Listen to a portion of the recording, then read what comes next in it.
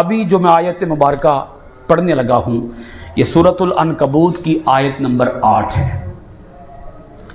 اب یہ بیان چل رہا ہے گزشتہ آیات کے اندر بندگی کا، جی بندگی کے باب میں ہی اللہ کریم نے حقوق العباد کو بھی بیان فرما دیا۔ اپنے حقوق بیان فرما کے اللہ رب العالمین نے حقوق اللہ بیان فرما کے تو آگے بیان فرمائے کیا؟ بولیے، بندوں کے حقوق۔ اور بندوں کے حقوق کے اندر جو ٹاپ آف دا لسٹ حق ہے وہ والدین کی خدمت ہے، سر فہرست سب سے اوپر۔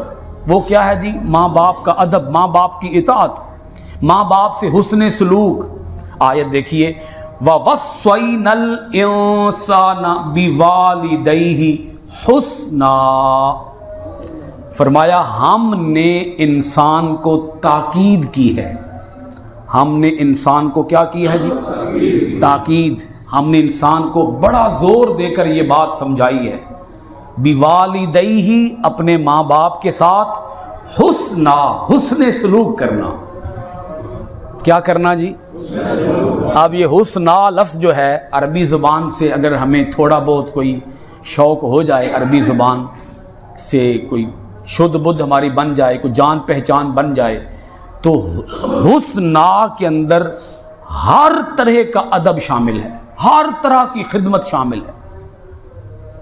وہ رب فرماتا ہے کہ ماں باپ کا اگر تم کوئی فرض ادا کر رہے ہو تو ان کے اوپر کوئی احسان نہ جتلانا، اپنے دل کے اندر کوئی بوجھ نہ لانا، ورنہ حسن سلوک سے خارج ہو جاؤ گے۔ یعنی اگر تم اپنے ماں باپ کے اخراجات کا بوجھ اٹھا رہے ہو اور تمہارے دل کے اندر بوجھ ہے، جی یہ ہوتا ہے نا بعض اوقات ناگواری کا احساس آ جاتا ہے، بڑھاپے کی وجہ سے ماں باپ کی رالیں ٹپکنا شروع ہو جاتی ہیں، وقت بے وقت پیشاب خارج ہو جاتا ہے، اولاد کو دھونا پڑتا ہے، جی تو دل کے اندر بڑی ایک ناگواری سی آتی ہے، یہ کیا بوجھ میرے اوپر آ گیا، میں کس تکلیف کے اندر مبتلا ہو گیا۔ جی وہ رب فرماتا ہے کہ اگر تمہیں اپنے ماں باپ کا پیشاب بھی دھونا پڑ جائے تو دھونا، اور اپنے دل کے اندر بیزاری نہ آنے دینا، خوش دلی کے ساتھ اس خدمت کو سر انجام دینا۔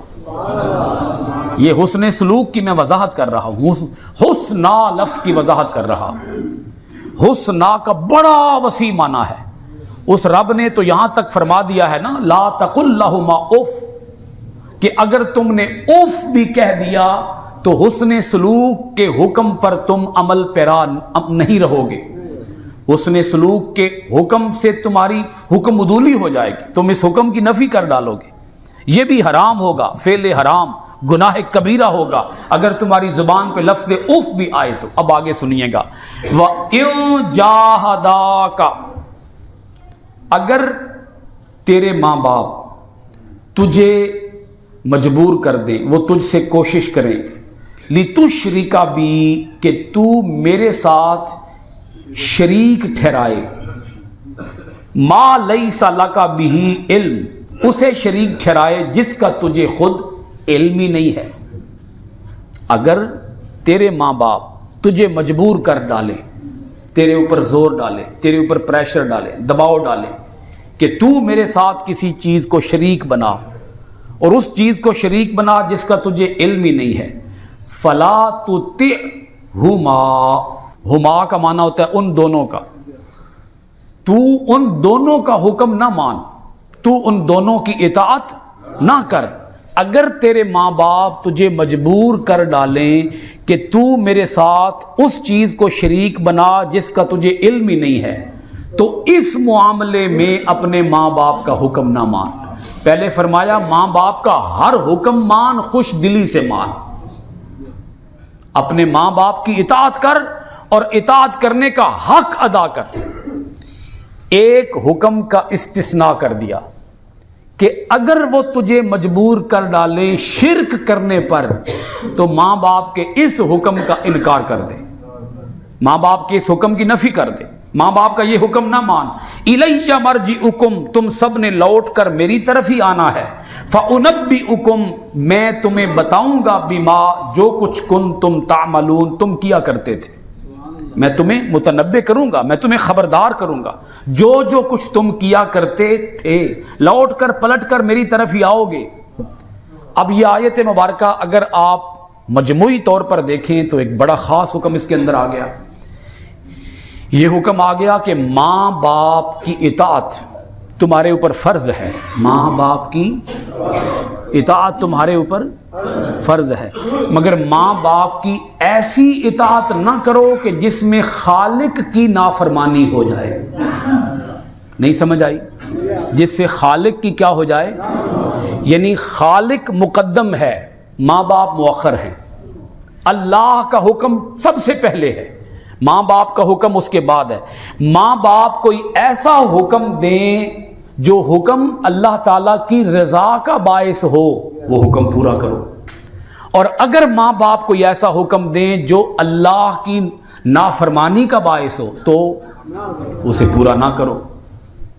مثلا ماں باپ کہہ ڈالیں روزہ نہ رکھ، ماں باپ کہہ ڈالیں کہ روزہ، تو کیا کرنا چاہیے؟ ماں باپ کا یہ حکم نہیں ماننا چاہیے. یہاں پہلا حکم کس کا آگے آ جائے گا؟ اللہ کا حکم، کیونکہ یہ دو حکم آ گئے اور دونوں حکم میں کنٹراسٹ آ گیا، کلیش آ گیا، ٹکراؤ آ گیا. تو ہم کس کے حکم کو چھوڑیں گے اور کس کے حکم کو مانیں گے؟ بولیے گا. اللہ کا حکم مانیں گے اور ماں باپ کا حکم چھوڑ دیں گے. کوئی بندہ کہہ سکتا ہے نا جی میں نے میرے ماں باپ نے منع کیتا ہوا ہے روزہ نہیں رکھنا تے میں تے ماں باپ دی اطاعت کر رہے ہیں. میں نے میرے ماں باپ نے منع کیتا ہے بھئی تو نماز نہیں پڑھنی تے میں تے نماز نہیں پڑھنی. میں نے میرے ماں باپ نے منع کیتا ہے بھئی تو کسی غریب نو زکوٰۃ نہیں دینی، میں تے زکوٰۃ نہیں دینی. میں نے میرے ماں باپ حکم دے رہے ہیں بھی تو شراب پی تے میں تے شراب پینی. تو ایسے تمام احکام جن احکام کے اندر اللہ کے احکام کی نافرمانی ہو، ماں باپ کا ایسا حکم بولیے گا کیا کیا جائے گا؟ ٹھکرا دیا جائے گا، ٹھوکر ماری جائے گی ایسے حکم کی. اور یہ جو میں قانون بیان کر رہا ہوں یہ حدیث پاک ہے. اللہ کے رسول علیہ الصلوۃ والسلام نے یہ قانون ہمیں عطا فرمایا. لا طاعت لمخلوق فی معصیت الخالق، مخلوق کی ایسی اطاعت نہیں کی جائے گی جس میں خالق کی نافرمانی ہوتی ہو. سمجھ آتے نہیں گئی؟ مخلوق کی ایسی اطاعت نہیں کی جائے گی جس میں خالق کی نافرمانی ہو رہی ہو. اب یہ جو قانون ہے یہ بڑا پیارا قانون ہے. دیکھیے گا مثلا کسی شخص کے ماں باپ کافر ہیں، بت پرست ہیں، وہ یہودی ہیں، وہ بچہ جو ہے اولاد جو ہے وہ مسلمان ہے، بیٹا مسلمان ہے. ماں باپ اسے مجبور کرتے ہیں کہ مجھے بت خانے میں چھوڑ کے آؤ، چرچ میں چھوڑ کے آؤ، شراب خانے میں چھوڑ کے آؤ. بولیے گا اس میں اللہ کی کیا ہوگی؟ نافرمانی ہوگی نا. اللہ کی حکم کی کیا ہوگی؟ تو حکم کیا آئے گا اس بچے کے لیے، اس اولاد کے لیے حکم آئے گا کہ تو اپنے ماں باپ کو چھوڑ کے نہ آ، بت خانے چھوڑ کے نہ آ. اور اگر وہ بت خانے میں ہیں، شراب خانے میں ہیں، زنا خانے میں ہیں اور وہاں سے تمہیں وہ فون کرتے ہیں، میسج پیغام بھجواتے ہیں کہ مجھے گھر لے جا، تو کیا حکم آئے گا؟ گھر لے آؤ، چھوڑنے نہ جاؤ. بھائی سمجھ آئی کہ نہیں آئی؟ گھر، کیونکہ گھر لانے میں خالق کی نافرمانی نہیں ہے.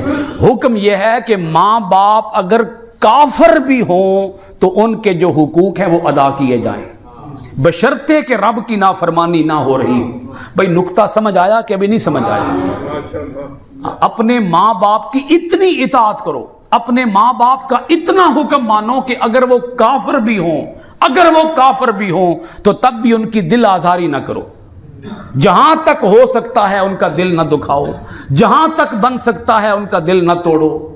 ہاں اگر وہ کوئی خالق کی نافرمانی والا حکم دیں تو وہ حکم چھوڑ دو.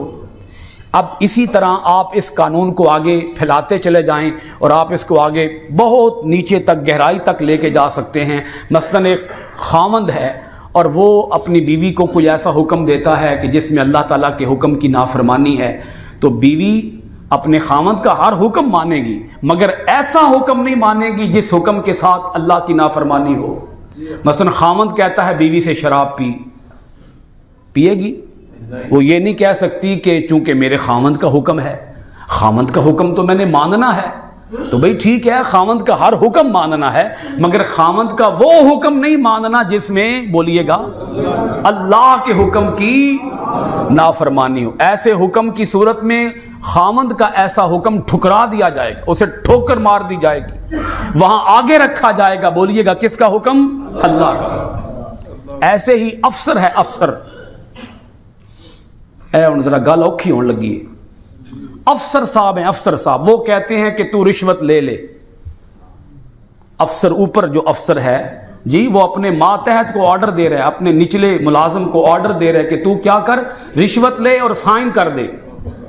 تو ماتحت افسر، ماتحت ملازم کو اپنے افسر کے اس حکم کو ٹھکرا دینا چاہیے اور اسے کہنا چاہیے مجھے میرے رب نے رشوت لینے سے منع کیا ہے، مجھے نوکری سے نکالنا ہے نکال دے، مگر میں ایسا حکم پورا نہیں کر سکتا جس حکم کے ساتھ میرے رب کے حکم کی نافرمانی ہو۔ تیرا حکم آگے نہیں ہے، بولیے گا رب کا حکم آگے ہے۔ اسی طرح کوئی وقت حاکم ہے، وقت حاکم، وہ کوئی ایسا قانون جاری کر دیتا ہے جو قانون رب کے حکم کے خلاف ہے، تو وقت حاکم کا ایسا حکم جو کہ رب کے حکم کے خلاف ہوگا وہ حکم پورا نہیں کیا جائے گا۔ وہ قانون بناتا ہے تو بناتا پھرے۔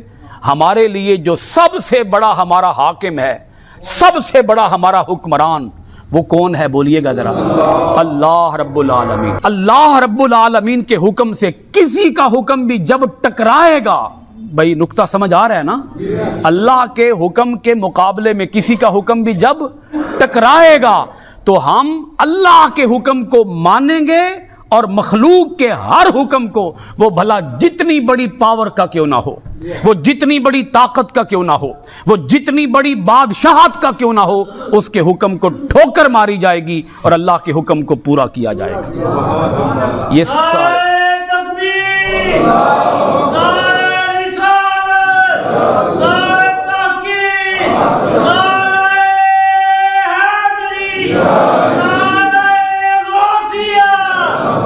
یہ سورۃ العنکبوت کی آیت نمبر 8 نے بہت سارے مسئلے سلجھا دیے ہیں، آپ کو بھی کچھ سمجھ آگے ہوں گے۔ اب اس آیت کا خاص پس منظر، خاص شان نزول عرض کرنا چاہتا ہوں۔ یہ آیت مبارکہ حضرت سعد بن ابی وقاص رضی اللہ تعالی عنہ کے بارے میں نازل ہوئی۔ دو مختلف روایات ہیں، ایک روایت حضرت سعد بن ابی وقاص رضی اللہ تعالی عنہ اور دوسری روایت حضرت سعد بن ابی مالک زہری رضی اللہ تعالی عنہ۔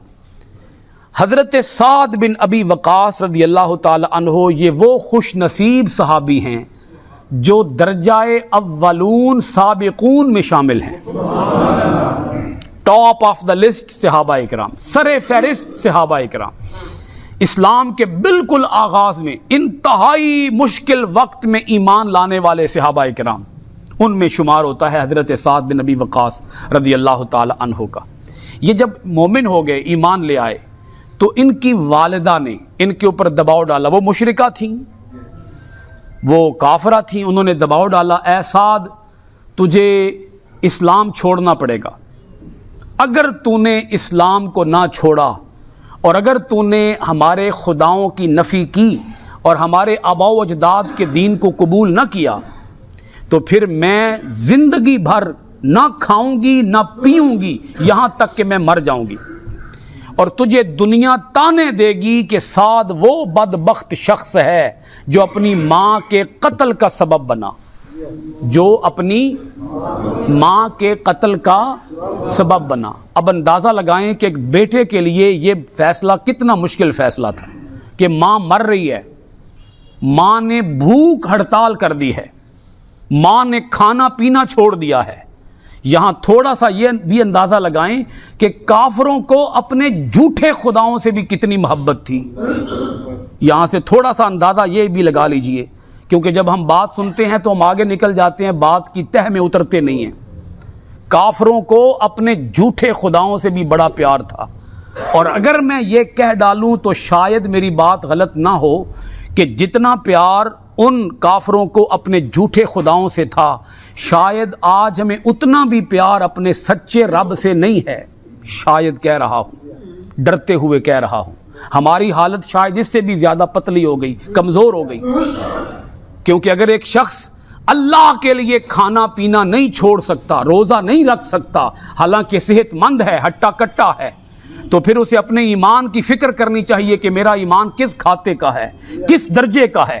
میرا ایمان اتنا کمزور ہے کہ مجھے روزہ بھی نہیں رکھوا سکا، میرا ایمان اتنا کمزور ہے کہ مجھے 5 وقت کا نمازی بھی نہیں بنا سکا، اتنے کمزور مسلمان۔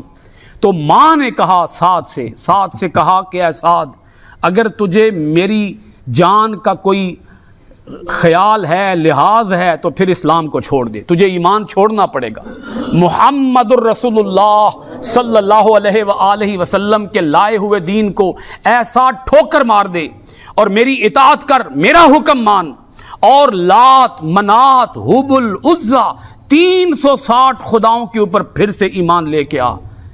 ایک دن گزرا، ایک رات گزری، 24 گھنٹے کا جب وقت گزر گیا تو حضرت سعد رضی اللہ تعالی عنہ نے اپنی ماں کو یہ بات پہنچائی، اپنی ماں کے پاس آئے اور اپنی ماں کو آ کر بتایا کہ اے میری ماں، بے شک تو میری ماں ہے، ماں ہونے کی وجہ سے میں تیرا احترام کرتا ہوں، تیری عزت کرتا ہوں، دل و جان سے تیرا ادب اور احترام کرتا ہوں، مگر اگر تو یہ کہے کہ میں شرک کر دوں تو ایک ماں ہے، اگر تجھ جیسے 100 مائیں بھی مجھے قربان کرنی پڑے، ایک ایک کر کے قربان کر دوں گا، ان کی زندگی کی کوئی پرواہ نہیں کروں گا، مگر اپنے رب کی توحید کا انکار نہیں کروں گا۔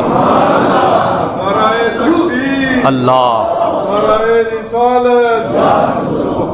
تو مرتی ہے تو مر جا، تو مرتی ہے تو مر جا، تجھ جیسے 100 اور بھی ہوں وہ بھی مر جائیں، میں اپنے رب کے لیے انہیں قربان کر سکتا ہوں، ان کی مجھے کوئی پرواہ نہیں ہے، شرک نہیں کر سکتا، تیرا ادب کروں گا مگر تیرے کہنے پر شرک نہیں کروں گا، تیری بھوک کا بھی مجھے کوئی خیال نہیں ہوگا، کوئی لحاظ نہیں ہوگا، میں حبل کو مانوں، لات کو مانوں، بے جان مورتیوں، بے جان پتھروں کو مانوں، اور وہ ہستی کہ جن کے حسن کو اللہ رب العالمین والضحیٰ فرماتا ہے، واللیل فرماتا ہے، الم نشرح لک صدرک فرماتا ہے، انا آتیناک الکوثر فرماتا ہے، رحمت للعالمین فرماتا ہے، اس سونے محمد کو چھوڑ دوں تیری خاطر؟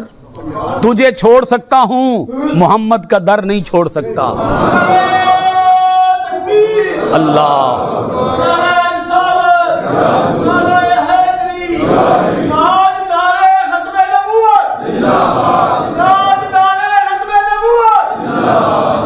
پیغام کیا حاصل ہوا، سبق کیا حاصل ہوا کہ حضرت سعد نے بتا دیا کہ ایمان یہ ہے کہ اسلام کو نہیں چھوڑا جا سکتا، ماں چھوڑی جا سکتی ہے۔ بھئی سمجھ آ رہی ہے؟ ایمان کو چھوڑا، در خدا اور در مصطفیٰ کو چھوڑا، تھوڑا سا بول دیجئے، سبق کے طور پہ یہ باتیں عرض کر رہا ہوں، در خدا اور در مصطفیٰ کو چھوڑا نہیں جا سکتا، ماں چھوڑی جا سکتی ہے۔ ایسے ہی یہ سبق سمجھ لیں کہ در خدا اور در مصطفیٰ کو نہیں چھوڑا جا سکتا، دنیا چھوڑی جا سکتی ہے، کاروبار چھوڑا جا سکتا ہے مگر نماز نہیں چھوڑی جا سکتی، رزق حرام چھوڑا جا سکتا ہے مگر رب کا فرمان نہیں چھوڑا جا سکتا۔ یہ ہے ہمارا دین، جس دین سے آج ہمارا تعلق شاید برائے نام سا رہ گیا ہے، ہمارا تعلق بڑا کمزور سا، بڑا ہی ایسے ڈھیلا ڈھالا سا، جی نماز تراویح کے اندر ایک صف بھی پوری نہیں ہوتی نماز تراویح کے اندر، اور شاید ہمارے نمازیوں کو، شاید کہہ رہا ہوں ڈرتے ڈرتے، شاید ہمیں کوئی احساس بھی نہیں ہے کہ مسجد خالی ہوگی ہے، شاید کہ تیرے دل میں اتر جائے میری بات، مسجد میں اسی لیے آ جایا کرو کہ مسجد کہیں میرے نہ جانے سے خالی نہ ہو جائے۔ آپ یہ سوچا کرو میرے جانے سے چلو ایک بندہ تو مسجد میں زیادہ ہو ہی جائے گا، اور یہ باتیں آپ سن چکے ہیں کہ اگر کوئی اللہ کی عبادت کرے گا تو اللہ کے فائدے کے لیے نہیں، اپنے فائدے کے لیے اللہ کی عبادت کرے گا۔